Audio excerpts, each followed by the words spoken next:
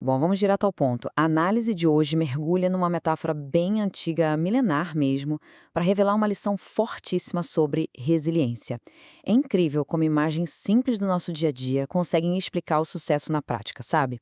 O nosso objetivo aqui é entender exatamente o que significa construir uma vida de alta produtividade usando uma única força: a força de simplesmente não desistir. E olha só que dado interessante para começar. O mais impressionante no texto original é o peso estatístico das palavras. Pensa no seguinte: em um trecho curtinho de apenas 11 versículos, a gente tem 63 verbos no total. Ações comuns como falar, estar, dar e ser aparecem ali com certa frequência, o que é esperado. Mas o verbo permanecer, nossa, ele domina o texto de forma absoluta. Ele aparece nada menos que 11 vezes. Isso não deixa dúvidas. A consistência não é só um detalhezinho na margem, não. Ela é o foco principal de toda a mensagem. Então, vamos entender a metáfora base desse texto. Ela divide a realidade em duas partes principais. De um lado, a gente tem a videira, que é a fonte definitiva de vida e de sustento. Do outro lado estão os ramos, que representam as pessoas, os seguidores. A lógica aqui é bem simples e implacável. Um ramo sozinho não produz absolutamente nada. A prosperidade e até mesmo a sobrevivência dependem inteiramente de manter essa conexão firme e intacta com a fonte original. É como se fosse um cordão umbilical mesmo. E isso nos leva a entender como o crescimento realmente acontece. Quem conhece um pouco de agricultura sabe que podar uma árvore traz um renovo absurdo para ela. O texto que estamos analisando usa exatamente essa mesma lógica. Para produzir mais, é preciso passar por cortes, por limpezas. Entraves e sujeiras acabam sugando a nossa energia. Então, remover tudo isso, por mais que muitas vezes doa na hora ou pareça um processo duro, tem um único objetivo muito prático: multiplicar os frutos. Para trazer isso um pouco mais para a nossa realidade prática, a fonte compartilha uma história muito forte.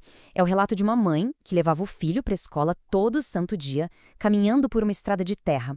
Chuva, sol, lidando com barro o tempo todo. Quando perguntaram para ela como aguentava aquela luta diária, o cansaço, a resposta foi de arrepiar. Ela disse que o futuro do filho descansava em cada passo que ela não deixava de dar. Incrível, né? A verdadeira persistência quase nunca faz barulho, mas é ela que constrói destinos inteiros. E como isso se aplica no nosso comportamento? Bom, um comentarista bem conhecido sobre esse texto divide as pessoas em três grupos bem claros. O primeiro grupo não produz absolutamente nada, simplesmente porque está totalmente desconectado da fonte. O segundo grupo até tenta produzir alguma coisa, mas entrega muito pouco porque é indisciplinado e não aceita passar por aquela limpeza que a gente acabou de falar. Já o terceiro grupo, esse colhe muitos frutos, e por um único motivo central: a decisão firme e inabalável de permanecer conectado, não importa a adversidade. Tudo isso nos coloca diante de uma encruzilhada inevitável. Um pregador muito citado nos registros faz um alerta sobre uma escolha moral bem severa que todos nós precisamos fazer diante das nossas próprias falhas. Ou a gente se une ao divino para lutar incansavelmente contra os nossos erros e buscar a evolução contínua, ou a gente cai na armadilha de tentar justificar essas falhas. E sabe qual é o resultado de ficar justificando o erro? Fatalmente, é acabar virando as costas para a fonte.